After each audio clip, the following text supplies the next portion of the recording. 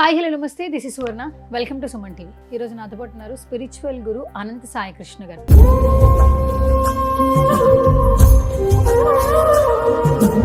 అనంత సాయి కృష్ణ గారు, మీరు ఏ topic start చేసినా కూడా డబ్బు మన దగ్గర రావాలి, మనం సెటిల్ అయిపోవాలంటే పంచభూతాలు అంటుంటారు. అనంత డబ్బుతో కృతజ్ఞతా భావంగా ఉండండి అని చెప్తుంటారు. ఇప్పుడు ఎప్పుడైనా మనం బయటకు వెళ్ళేటప్పుడు లేదన్నా జేబులోంచి ఒక రూపాయి కింద పడిపోయినా లేదా డబ్బులు కింద పడిపోయినా దాన్ని మనం కళ్ళకు అద్దుకొని మనం పెట్టుకుంటాం. అప్పటి నుంచి ఎప్పుడు అదే జరుగుతుంది. నవేడేస్ గత కొన్ని సంవత్సరాల నుంచి కూడా ఎవరు అసలు మనీని చూడట్లా డైరెక్ట్గా. ఇప్పుడు ఆఫీస్లో శాలరీస్ కావచ్చు, బయట ఎవరైనా పేమెంట్లు ఇవ్వాల్సి వస్తే గూగుల్ పే, ఫోన్పే, పేటిఎం, అంటే ఆన్లైన్ డిజిటల్ అనేది అప్డేట్ అయిన తర్వాత ఆన్లైన్ పేమెంట్స్, ట్రాన్సాక్షన్స్ అందరూ ఇష్టపడుతున్నాం. ఎందుకంటే సెకండ్స్లో పని అయిపోతుంది కాబట్టి. డబ్బును చూడడానికి లేదు, ప్రేమించడానికి అసలు అంతకంటే ఆస్కారం లేదు. మరి ఇలాంటి టైంలో డబ్బు మన దగ్గర రావాలంటే మరి ఏం చేయాలి అసలు మనం? ఇప్పుడు మీరు ఇందాక అడిగారు, డబ్బు కింద పడితే కళ్ళకి అద్దుకొని తీసుకుంటారు. ఎందుకలా తీసుకుంటారు కళ్ళకి అద్దుకొని? మన పెద్దవాళ్ళు చేస్తారు, మనం అది చేయడం మొదలు పెట్టాం.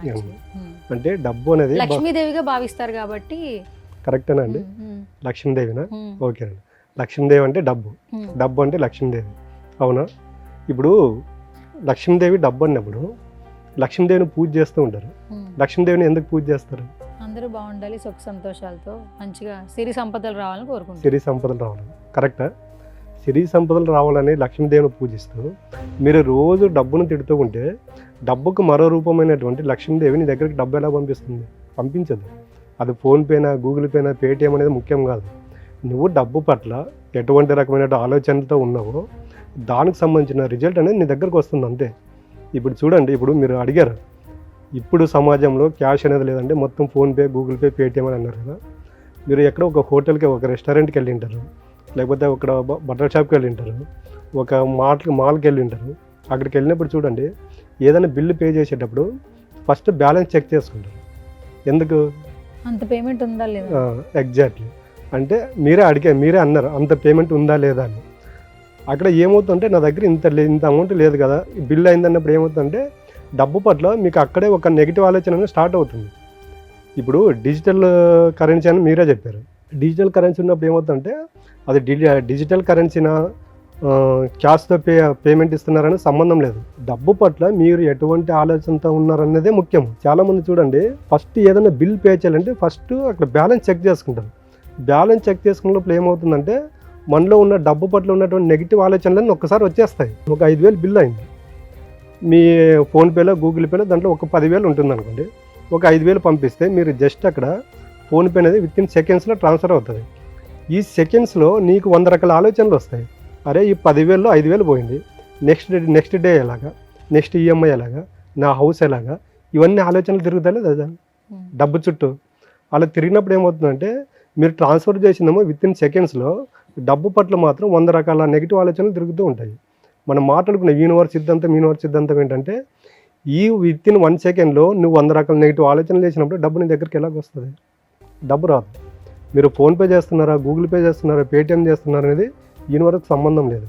మీరు ఏది చేసినా కూడా ప్రేమతో, కృతజ్ఞతా భావంతో, ఆశీర్వాద తత్వంతో చేయండి. మీరు ఎప్పుడన్నా మీరు షాప్కి వెళ్ళినా, రెస్టారెంట్కి వెళ్ళినా, మూవీకి వెళ్ళినా మీ అకౌంట్లో నుండి అమౌంట్ ట్రాన్స్ఫర్ అయ్యేటప్పుడు ఏం చేస్తారంటే నేను పంపే అది ₹1 కావచ్చు, ₹100 కావచ్చు, ₹1000 పంపచ్చు. జస్ట్ మనసులో అనుకోండి, నేను ఈ డబ్బు ఈయనకి ఎందుకైతే పంపిస్తున్నానో అది వాళ్ళకు 100 రకాలుగా ఉపయోగపడి వాళ్ళ యొక్క జీవితం అష్టైశ్వర్యాలతో సంతోషంగా ఉండాలని అలా బ్లెస్ చేయండి.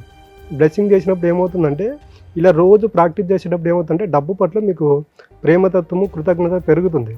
డబ్బు మీరు ఖర్చు పెట్టేటప్పుడు డబ్బు పట్ల మీకు భయం ఉండదు. యూనివర్స్ ఏమంటే నీ యొక్క క్యారెక్టర్ని తీసుకుంటుంది. అది మీరు ప్రతిసారి డబ్బు పంపించి వేరే వాళ్ళని బ్లెస్ చేసినప్పుడు ఏమవుతుందంటే డబ్బు అనేది నీ దగ్గరకు వస్తుంది. మనం మాట్లాడుకుంటాం ప్రేమతత్వము, కృతజ్ఞత భావము, క్షమాగుణము, ఆశీర్వాద తత్వము. మెయిన్ అనేది ఆశీర్వాదం అండి. మీరు ఒకరికి డబ్బు ఇచ్చేటప్పుడు పొరపాటున కూడా బాధపడకుంటూ ఇవ్వకండి, ఆశీర్వాదంతో ఇవ్వండి. మనం ఒకరికి డబ్బులు ఇస్తున్నామంటే ఆ డబ్బులు ఇచ్చే కంటే ముందు ఏదో ఒకటి మనకి యూజ్ అవి ఉంటుంది. యూజ్ అవుతేనే మనం వాళ్ళకి డబ్బులు ఇస్తాము. అంటే మన దగ్గరికి ఏదో ఒకటి ప్రోడక్ట్ వచ్చి ఉంటుంది కదా, ఆ ప్రోడక్ట్ ఇచ్చినందుకు వాళ్ళకి కృతజ్ఞత తెలిపి బ్లెస్సింగ్ చేయండి. అప్పుడు ఏమవుతుందంటే డబ్బు పట్ల మనం ఎలాంటి ఆలోచనలతో ఉన్నామో, ఎలాంటి భావనతో ఉన్నామో అనేది యూనివర్స్ రిసీవ్ చేసుకొని మన దగ్గరికి డబ్బు పంపించడం అనేది జరుగుతుంది. ప్రతిసారి ట్రాన్సాక్షన్ చేసేటప్పుడు అది మర్చిపోతాం కదా, మరి ఎట్లా? అంటే మన మనస్తత్వాన్ని మార్చుకోవాలా? మీరు స్పిరిచువల్ జోన్లోకి ఇలాగే తీసుకొచ్చేస్తారు. అలాగేనండి. ఈ 41 days ఎందుకు పెట్టామంటే అందుకే పెడతాం. డబ్బు పట్ల కూడా డైలీ వాళ్ళకి ఏం చెప్తామంటే డైలీ ఒక 1 రూపీ ఎవరికి మార్నింగ్ లేచిందేమో 1 రూపీ ట్రాన్స్ఫర్ చేయండి అని చెప్తాము. అది ఎవరికో పిల్లలకు కావచ్చు, తర్వాత మన ఫ్రెండ్స్కి కావచ్చు, ఎవరికో ఒకరికి. ఆ ట్రాన్స్ఫర్ చేసినప్పుడు ఏమవుతుందంటే జస్ట్ అలా చూసేటప్పుడు ట్రాన్స్ఫర్ అయ్యేటప్పుడు మనకు గ్రీన్లో అది వస్తుంది. ఆ గ్రీన్ వచ్చేటప్పుడు ఏముంది అంటే మనలో యొక్క ఆలోచన తత్వం అనేది పాజిటివ్గా ఉండాలి. నేను పంపించే ఈ రూపాయి వాళ్ళకి ఎన్ని రకాలుగా ఉపయోగపడుతుంది, థ్యాంక్ యూ. నేను పంపించే 100 రూపాయలు వాళ్ళకి ఎన్ని రకాలుగా యూజ్ అవుతుంది, థ్యాంక్ యూ. ఇలాంటి చెప్పినప్పుడు ఏమవుతుందంటే రోజుకు మన డబ్బు పట్ల మనకి ప్రేమ పెరుగుతుంది. అలాంటప్పుడు ఏమవుతుందంటే డబ్బు ఖర్చు పెట్టేటప్పుడు మనలో బాధ ఉండాలి. అది ఒకటి. ఇంకోటి ఎక్కడికి వెళ్ళినా కూడా డబ్బు ఖర్చు పెట్టేటప్పుడు చాలామంది బేరాలు ఆడుతుంటారు. బేరాలు ఆడకూడదండి. బేరాలు ఆడొద్దు. ఆడదు. ఎంత ఉంటే అంత ట్యాగ్ కొనే సిచ్యువేషన్ ఉండదు కదా సార్ చాలా మందికి. అది కరెక్ట్ అండి. ఇప్పుడు మీరు మాల్లో వెళ్ళి బేరాలు ఆడతారా? లేదు. రెస్టారెంట్లోకి వెళ్ళి బేరాలు ఆడతారా? బేరాలు ఆడేది ఎక్కడ? చిన్న చిన్న వాటి దగ్గర బేరాలు ఆడతారు. ఎక్కడ? కూరగాయలు కొనే దగ్గర, చిన్న చిన్న ప్లాస్టిక్స్ ఐటమ్స్ కొనే దగ్గర బేరాలు ఆడతారు. అలాంటప్పుడు ఏమవుతుందంటే మీరు జస్ట్ వాళ్ళు 100 రూపాయలు చెప్పింది మీరు 50 రూపాయలకు అడగండి, వాళ్ళు వెంటనే వాళ్ళ యొక్క రియాక్షన్ చూడండి ఏముంటుంది. వీళ్ళు కొనడానికి రాలేదు, వీళ్ళతో మా దగ్గర ఏదో టైం పాస్ చేసుకునికి వస్తారు, వీళ్ళు వెళ్ళిపోతే అయిపోయి కదా అనుకుంటారు. మీకు తెలియని విషయం ఏంటంటే వాళ్ళు ఏ ఆలోచన అయితే చేస్తారో అది మీ పైన ప్రభావం చూపిస్తుంది. రిఫ్లెక్షన్ వస్తుందా? 100% అండి. నేను అది కూడా చెప్తున్నా. మీ పట్ల ఒక రోజులో మీరు వర్క్ చేసే సమయంలో, ఈ బయట తిరిగే సమయంలో మీ పట్ల ఎవరైతే నెగిటివ్ ఆలోచనలు ఎక్కువ చేస్తుంటారో దాని యొక్క ఇంపాక్ట్ మీ పైన ఉంటుంది. అది మీకు తెలియదు. అవన్నీ ఆలోచనలు ఎక్కడికి వస్తాయంటే మీ దగ్గరకు వస్తుంది. యమధర్మరాజు పక్కన చిత్రగుప్తుడు ఎలాగుంటాడు, లెక్కలన్నీ తీసుకొచ్చి ఆయనకు అప్పచెప్తాడా? అలాగా రోజువారీ జీవితంలో మన పట్ల పాజిటివ్ ఆలోచనలు ఎంతమంది చేశారు, నెగిటివ్ ఆలోచనలు ఎంతమంది చేశారు అనేది దానికి సంబంధించిన లిస్ట్ మొత్తం ఆ రోజు ఎండ్ లోపల మన దగ్గరకు వస్తుంది. దీనికి సంబంధించిన రిజల్ట్ భవిష్యత్తులో మన దగ్గరకు వస్తుంది. ఇవన్నీ మనకి తెలియకోకుండా ఏమనుకుంటున్నామంటే నాకు ఫైనాన్షియల్ ప్రాబ్లం వచ్చింది, హెల్త్ ప్రాబ్లం వచ్చింది, రిలేషన్ ప్రాబ్లం వచ్చిందని బాధపడుతున్నాం. దీనికి అంతటి కారణం ఎవరంటే మనం. సరే, ఇదంతా ఓకే సార్. స్పిరిచువల్ జర్నీలో ఇదంతా బాగుంది వినటానికి. యాక్చువల్లీ ప్రాక్టికల్గా మాట్లాడుకుందాం.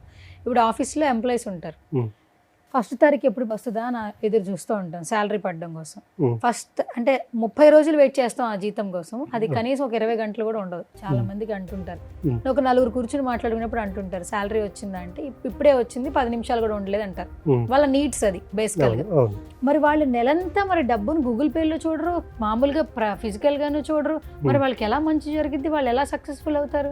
అదే కదా ఇప్పుడు మేము 41 days ఎందుకు పెట్టామంటే ఈ 10 రోజులు వాళ్ళకి ఏదైతే ఉందో ఈ వచ్చే శాలరీ 1 or 2 days కూడా వాళ్ళ దగ్గర ఉండదు. వాళ్ళు ఎందుకంటే ఆ డే కోసం ఎదురు చూస్తుంటారు. వాళ్ళు ఎదురు చూసేది ఎలాగుంటుంది, నాకు 1వ తేదీ శాలరీ వస్తుంది, ఈ 1వ తేదీ మీరు బాగా అబ్జర్వ్ చేస్తే చూడండి, ఆ 1వ తేదీ వచ్చే రేపు శాలరీ వస్తుంది అనగా ఈరోజు మొత్తం లిస్ట్ రాసుకుంటారు.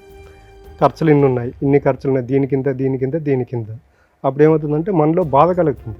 అరే నాకు వచ్చే డబ్బులన్నీ ఇలా ఖర్చు అయిపోతున్నాయి, యద్భావం తద్భావం, నీ దగ్గరకు వచ్చిన డబ్బులు మిగిలవు. అలా ఉండకూడదండి. పడకూడదా సార్? పడకూడదండి. ఇప్పుడు యద్భావం తద్భావం అనేది మనకు ఎప్పుడండి ఈ వాడు మనకి తెలిసింది ఎప్పుడో ద్వాపరయుగంలో. అంటే ద్వాపరయుగంలోనే దీని గురించి చెప్పారంటే దానికి అంత బలం ఉంటుందా లేదు? యద్భావం తద్భావం అంటే ఏంటి? నీవు ఏదైతే ఆలోచన చేస్తావో అదేవిధంగా నీ యొక్క జీవితం రూపాంతరం చెందుతుందని అర్థం దానికి. ఎప్పుడు చెప్పాడు? శ్రీకృష్ణుడు ద్వాపరయుగంలో చెప్పాడు. అది ఇప్పుడు మేనిఫెస్ట్ అవుతాయి ప్రతి ఒక్కరి జీవితంలో. కాబట్టి నేను ఏం చెప్తున్నానంటే లాస్ట్ ఎప్పుడో ఒక వీడియోలో మాట్లాడుకున్నాం, మనిషి ఎలాగుండాలంటే డబ్బు విషయంలో వస్తే రాని, ఉంటే ఉన్ని, పోతే పోని, ఈ విధంగా ఉండండి.